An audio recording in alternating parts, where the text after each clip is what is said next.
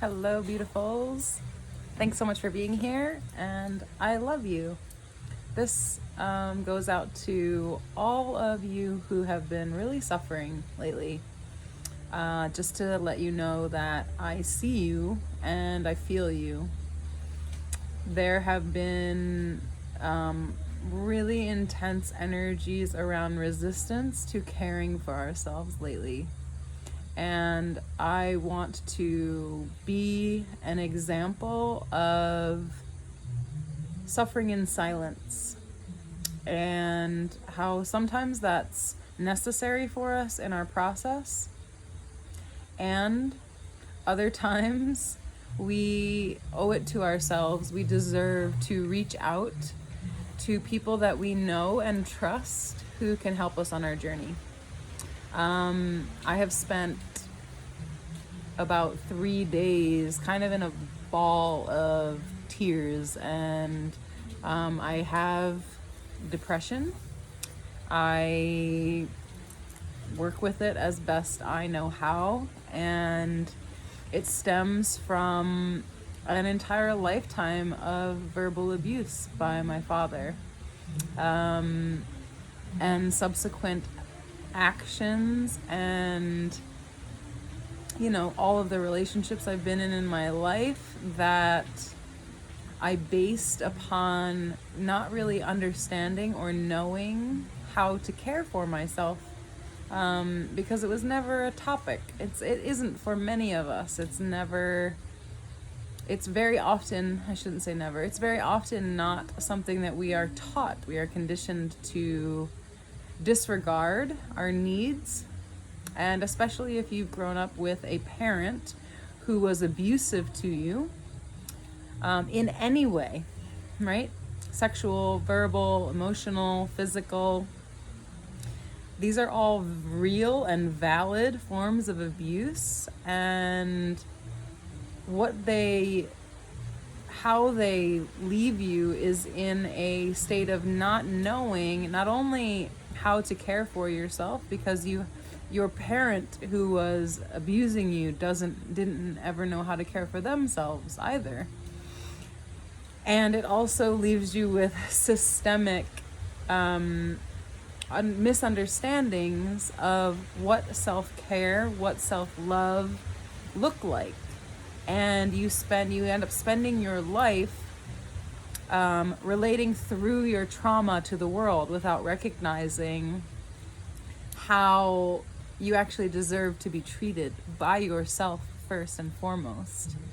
And so it's very hard to overcome. And I just want to shed a little bit of light on those of you who are really suffering, especially during times when the terminology of, say, for instance, I do a lot of work around the moon position, the astrological sign that the moon is sitting in. So we've currently been in, as of yesterday, a Cancer full moon.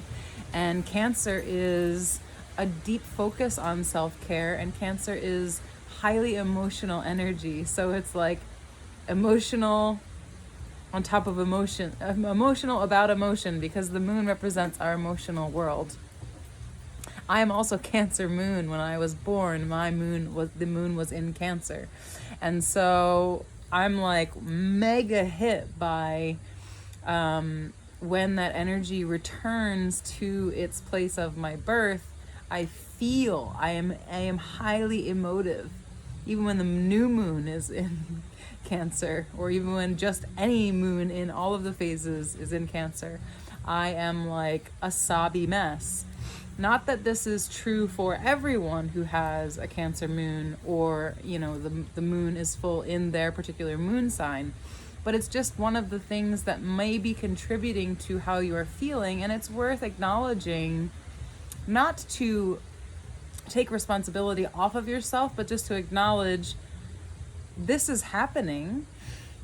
And I know from experience, because I've kept mood journals, that this is how I feel during these times. And it can be a way to help you to gain some perspective on oh, this is the reason for this. So how can I care for myself in a greater way, in a deeper way that will be the most kind to me and what I'm experiencing?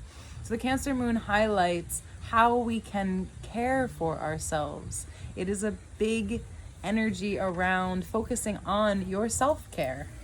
And for those of you like me who have lived your whole life with abuse, and perhaps you have cut ties with your abuser, perhaps you have not, perhaps you've forgiven them, perhaps you have not. Wherever you are on that journey, the forces of the universe can greatly affect you depending on where you are. And if you're suffering in silence, and if you are feeling that you need to spend a lot of time wallowing, right? I just want to let you know that I'm with you in that boat. And just because I don't come on when I'm in that wallowing depressive state doesn't mean that I don't experience it. I feel that I know that it's a fact. The way social media works is that we don't express the downsides, right? We don't come out and show ourselves weeping and screaming and cursing the universe and, like hitting ourselves and, those of you who like cut yourself or these are like the more intense physical iterations of self-abuse, but we also do those types of things in our own minds, and I do as well. So I just want to let you know that I am with you, I see you, I feel you very deeply, and you are not alone. Especially when the whole world around you, or the kind of the energy of the time, what you hear from all of the talking heads and public figures around are speaking about like lightness and coming into a state of abundance and joy. It can feel extra triggering if you're not experiencing what is aligned in the nomenclature of the time. And so I kind of came into a more refreshing perspective today with the help of a very good friend. I rely on many friends of mine who are my gurus and guides to guide me to heal. And I'm so very deeply grateful for all of them. And I feel that it's really necessary and needed, they're like the same thing. I feel that it's necessary to just be that presence, right? If you are deeply, deeply suffering when the rest of the world seems to be like sunshine and rainbows, everything's great, oh my gosh, things have been so hard for so long and now they're not anymore, but you still are having a terrible time and you are in anguish, you are not alone. It's okay. And Sabrina Lynn of Rewilding for Women was speaking about this Cancer moon energy, I guess today, I don't know, I watched it today. And what really resonated with me from that was that she's speaking about all of the resistance that you might feel to anything, right? When you're in a depressed state, you resist everything. You resist goodness, you resist badness, you think that your mind takes over and it spirals downward into everything is wrong, everything is bad, and I am the root cause of it. I am wrong, I am bad, I am not enough, I am a terrible human, I don't deserve to feel happy, I don't deserve joy, I don't deserve love, I'm shit, right? So you allow, it's like if you've also been abused, it's like you allow yourself, your own brain, to become this abuser who's just like a child who hasn't been healed throwing a tantrum, but it's directed at you. So your brain starts to give you all of these lies. It's just feeding you bullshit. And I know firsthand, it is fucking hard to come out of those states. And we don't always necessarily need to like change and shift and come right out of it into like, oh, everything's great, blissful joy, positivity. That is toxic, right? That's bypassing yourself, and you don't need to bypass yourself. I just want to make it known that it's okay to wallow in a depressive state for as long as you need to. And it shouldn't be something that you add to the list of things that you use to beat yourself up with, because you already have enough of that shit. Right? And I'm not trying to like tell you what to do in your process. I'm just trying to create a space of, I see you, you are accepted, you are not wrong, you are not bad. However you are processing, whatever you are experiencing is exactly what you need, even when it's highly abusive to yourself. It's okay. It's what you're doing. So obviously you need to be doing it. And you will come to the end of it, right? It is not forever. Sheryl Sandberg talks about it in her book Option B, when her husband passed. They had 2 young children. Sheryl Sandberg is the something or other of Facebook.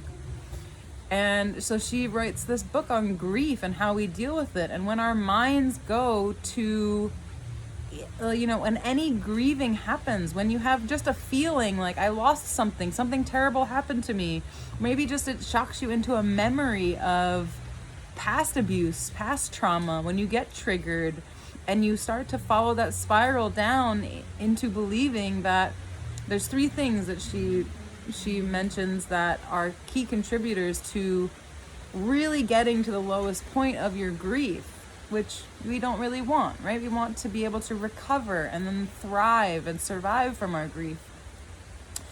She says 1 is that this is forever, right? That I'm going to feel this way forever. And what she says helped her is to just notice, just observe little moments in the day when you don't feel that way.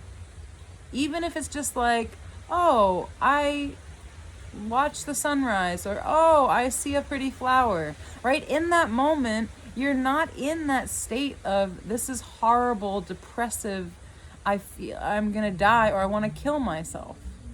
This is very real things. These are thoughts that cross my mind. And so again, I just want to build this like camaraderie, like you are not crazy, you are not abnormal, you do belong here, and you have a very specific mission and purpose in this world, and this suffering is a part of that.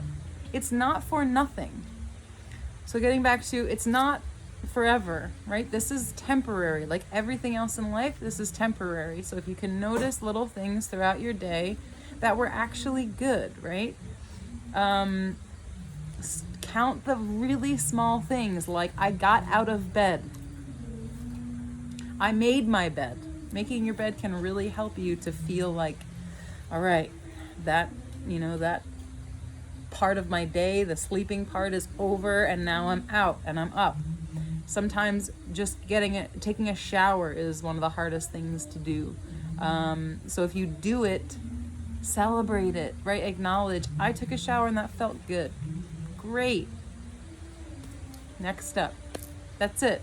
And if that's all you do in a day, that is fine, because we have so many things that we do day in and day out that we don't ever acknowledge. I was just talking to another one of my beautiful friends today, Amy Peters,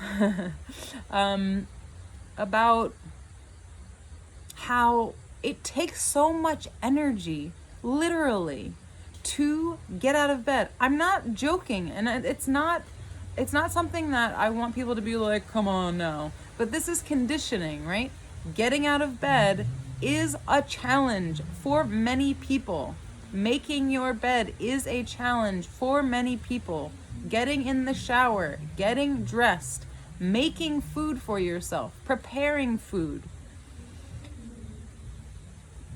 Like, these seem like very simple things, or like drinking water, right? These are all, they take a lot of energy, and we don't acknowledge them enough. We downplay it, like, come on now, you can't even like make your bed, or like you can't even like get dressed, like give me a break. These are the things we tell ourselves, and it's like, fuck that. Yeah, it took me a lot of energy to get out of my bed. It did. And I still did it. So acknowledging the very little things, that you do that are actually massive, can be helpful to helping switch your brain to thinking this is going to last forever. You're going to be in that curled up puddle of fucking, weepiness and sorrow forever. You're not. It's going to shift at some point. So it's kind of wasting energy to be thinking, oh my God, this is going to last forever. Same thing with pain that we feel. This is going to be forever. I'm always going to have this pain, or it's going to trigger me into a previous pain that I had before. Like, I had to have surgery before. Fuck, I have a similar pain. I'm going to have surgery again. Your mind goes through that crazy wheel. Dial it back. This is this situation, and it will end. And I'm going to help myself by pointing out the little things that I do that feel good. The little things that help me remember, okay, it's not that serious. It's not that bad. It won't last forever. Another thing she says is not permanent, that it doesn't affect every single part of your life, right? The fact that you still, like for me, I can still message my friends and say like, how are you doing? So it doesn't permeate, like my depression doesn't stay there when I do certain things, when I reach out to others, that's normally a really big one for me, when I can just be like, hey, how are you doing today? Like when you can get it outside yourself. That's why they say volunteering is a really great way to overcome depression, because you're stepping outside of yourself and taking others into consideration, right? Our ego wants us to stay in that singular, I'm separate from the rest of the world zone. This is where ego can be detrimental to us. It's not bad or wrong, it's a part of us, but this is like the shadow side of it. It wants to like keep us separate from the entire world. We are not separate from the entire world. We are the beautiful, wondrous beings that are interconnected with everyone else. So when we do things with or for other people, I got some papaya stuck in my teeth, it can help us to come outside of ourselves, our solo singular experience, which is what the ego is, right? It's an individual, I am me and I'm separate from the rest of the world. This is why you see children when they switch from acknowledging just themselves to, oh my gosh, there's other people around. That's where they develop their feminine energy, when they start going, oh my gosh, there's somebody else here. I'm not just the center of the universe, and it's not just about me, right? It's about other people. Wow, we coexist. Holy crap. So pointing it out to yourself that this feeling, this depression, this terrible, heart-wrenching, screaming at the fucking universe energy is not, it doesn't affect every single part of your life, right? There are moments in your day when you don't feel that way, and there are areas that are completely unaffected, right? For example, I will still eat meals. And I'll even maybe order more food for myself because I can't get myself to make food for myself. So look at the areas where you actually are able to step outside of it for a minute. Maybe it's good to force yourself to go out in public, because then you're forced to interact with other people and they don't know what you've been experiencing, so they might just engage in a normal conversation with you, and that might feel very relieving, that you're not stuck in your head in these thoughts that are lying to you all the time. So it's not forever. It doesn't permeate everything, right? Permanence, permeation, and I think the other one was personal responsibility. It's not your fault. You didn't do anything bad. You don't deserve this. You're not wrong for feeling this way. You are an expression of divinity and the divine, whatever you believe in, God, source, goddess. I can't even think of the other things, but whatever your spirituality is, you are human and you are expressing energy from divine energy through yourself. So nothing that you experience, it doesn't matter. It all matters. And it is all spirit expressing through you. It's spirit wanting to have that experience that spirit can't have as spirit. It needs a human body to be able to experience these things. So imagine you are a spirit that has lived for eons, right? You've had every human experience possible, and you want to have a new one, but the only new one to have is a deep depression, almost suicidal. This is spirit having this experience through you because there's no other experience to have anymore, right? Or it's just like one on the list and they're just going through all of them. Like, this is an opportunity for me to have this very specific, unique type of experience that you are having. And then what spirit is asking you to do is to express how you overcome that to others. It's asking you to share what you're learning in your process. What actually helps me? Like, this is what I'm trying to do now. I'm sharing, this is what I experienced. This is what helped me. Maybe it will help you, right?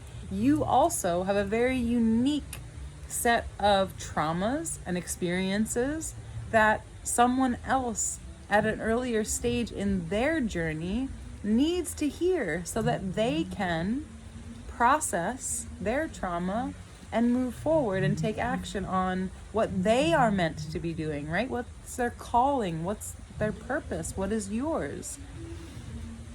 How can you best express your gifts through your pain, beyond your pain? Because the things that you are feeling pain about and around are the very things that someone else needs to learn and hear from you. There's some part of this full moon astrology, I'm not sure which. I learned from one of my coaches, Sonia Francis, who's an astrologer coach, is some of the configuration of the planets right now is giving us the kind of impetus or the push to mentor, to nurture others. You know, this is part of this Cancer full moon, care and nurturing. So there is definitely a strong pull for you to be able to recognize what your strongest gifts are during this time. And if you're feeling awful and not wanting to share anything, please know that it is just part of the process. You will not always feel this awful. And it's an opportunity to take note of what specifically you are feeling and experiencing, because someone else needs to know what helped you through that. So pay specific attention to what really helps me to feel better, and what's supporting me in my process, and how can I also allow myself to just have. The wind is really strong. You see my mirror shaking back and forth. What allows me to just be in this shitty feeling, even if it's terrible?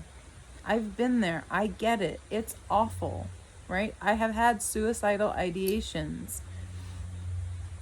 It ain't fun, right? It scares me that I even have those coming through, but I do.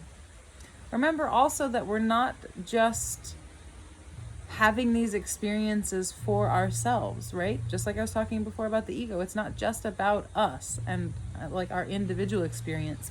You are experiencing things for the collective, right? So if you find yourself being like, why the fuck am I feeling this way? I feel awful.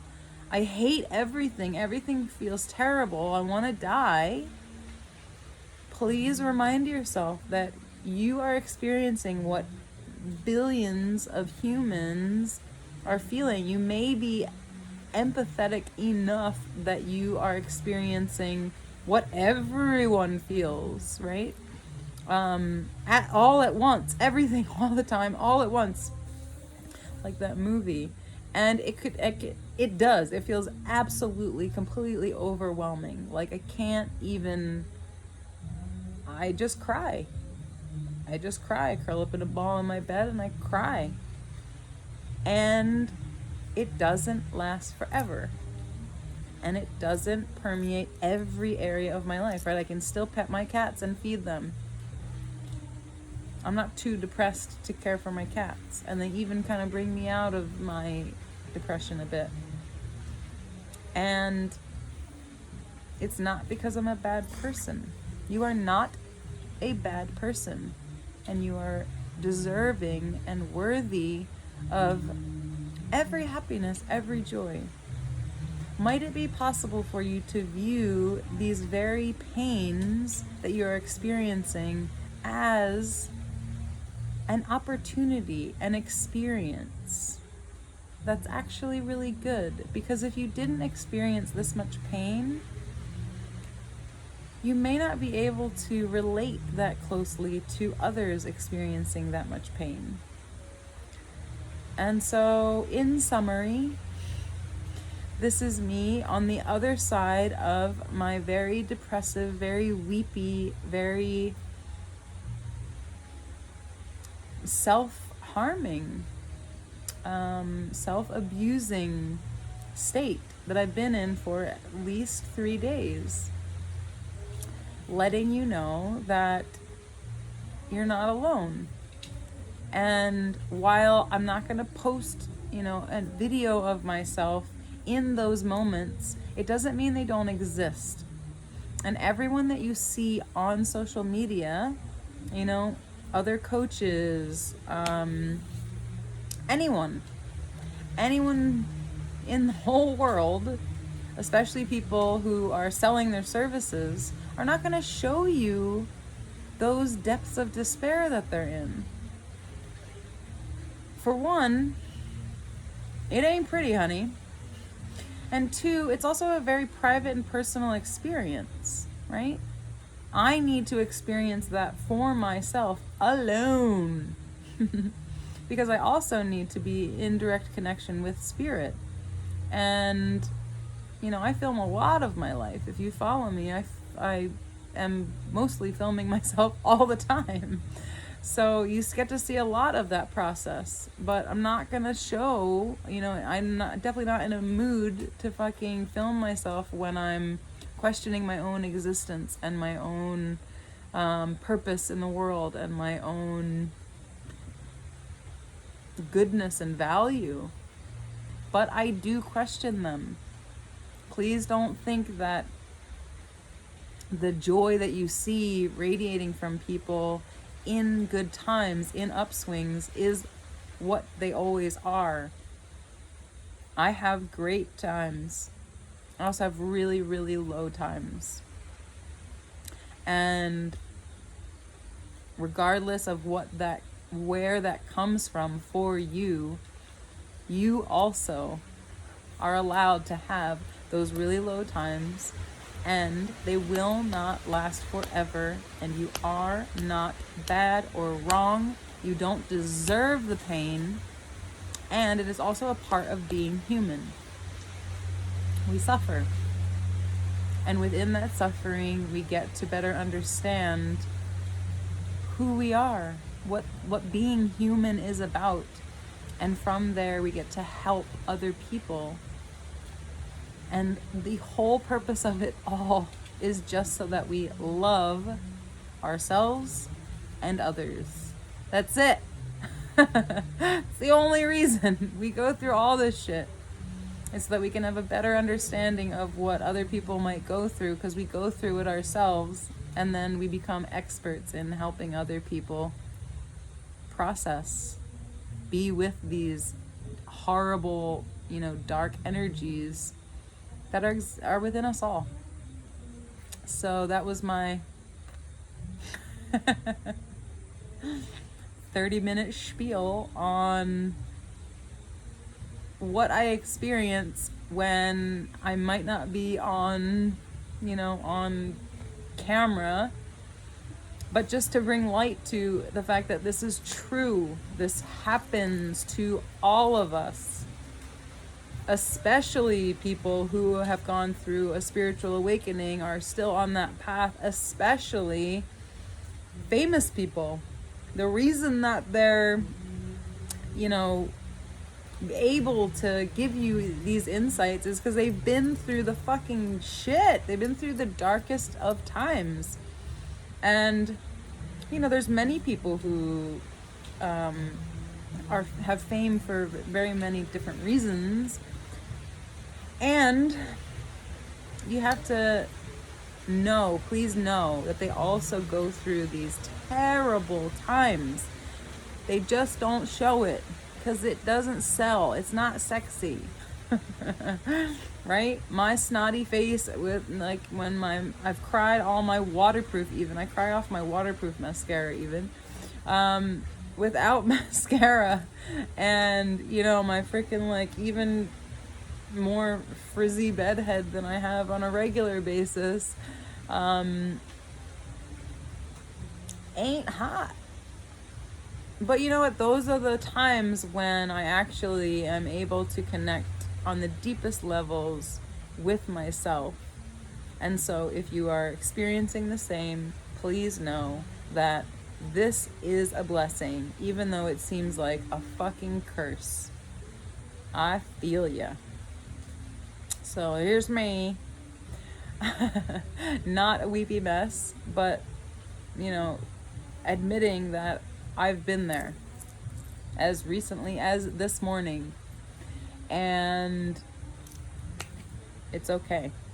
It's okay to be there, right? It's okay to hear from the whole world around you that everything is great and I'm so happy, and here's the key secrets to success and living your best life and blah blah blah blah blah. It's not all it's cracked up to be, and your experience is valid and true, and we all go through some level of that same Schitt's Creek, and you're not alone. And that's all I'm gonna say today. I love you, and it's most important that you love you, and I hope that you use the full moon energy to, if nothing else, right? I know you feel resistance. I know you don't want to change. This is what Sabrina Lynn was talking about. We're resisting everything that's trying to help us to grow, to go to that light. So, like she was saying, throw all that shit in your witchy cauldron and fucking boil it up, burn it up. Reminds me, I got beans on the burner I gotta check on. And if you're feeling all that massive resistance, that there is a purpose for it, and you're allowed to feel like shit when everyone else seems like they're doing awesome. It's okay. And might you find just a small way to congratulate yourself for even going through this shitstorm to begin with. Because it is not easy. You're doing a great job. Keep being exactly who and what you are. As Marie Forleo says, because the world needs that special something that only you have. Only you. You are totally unique. I would love to speak with you if you have something to share on this topic. Please reach out to me. I can send you a link to my calendar. You can book a call with me and just speak to what resonates with you about this. What are you experiencing? What's your depressive cycle like? How did you overcome it? If you're still in it, what's it like? What's it feel like? Reach out. Especially if you don't really have people in your life that you can go to and just be raw and terribly depressed. You can be that way with me. Because I've been there, honey. It is not fun. It's the opposite of joy. And you don't have to stay there forever. I love you. But it's more important that you love you. I'll see you soon, beauties. Take care. Happy or maybe unhappy full moon in Cancer. Have your emotions, because we are all emotional right now. Big hugs too.